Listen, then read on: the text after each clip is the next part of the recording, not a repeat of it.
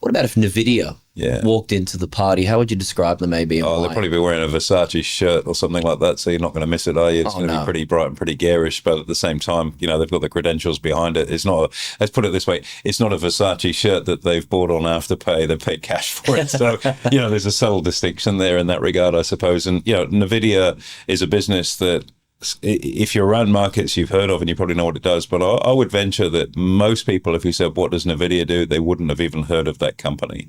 Yet here's a business which is at the vanguard of the next industrial revolution for the world, in terms of supplying the componentry for the growing and emerging and future-proofing world of artificial intelligence. And it's just been an insane performer. Yeah, it really has, and it's an exciting business for that very reason, because as we talked about superannuation funds liking the nature of a nice conservative fully franked dividend with ANZ. This is the antithesis. Oh yeah.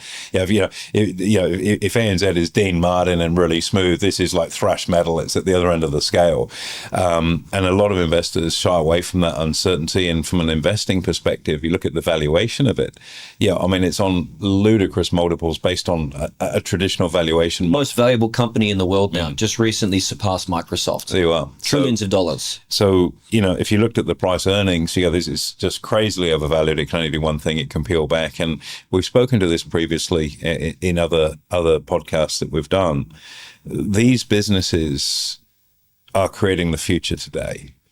And genuinely they are. And if the analogy I think I've used in the past, if you think about Apple when it developed the iPod, at that time there wasn't streaming music. You still had your Sony Discman.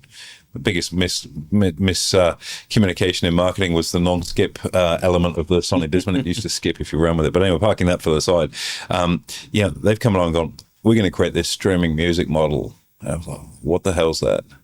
And yet now you can't even buy a car that has a CD player, and it's all streaming only. What's a CD? Yeah, they're good for standing your cup of tea on, so you don't leave a mark on the bench. But the reality is, it's very, very hard to value a business like that, because who really knows what the future is? Yeah. And if they continue at the rate and pace they are, and coming in under the the protective wing of the current White House administration too, which is to really push American product.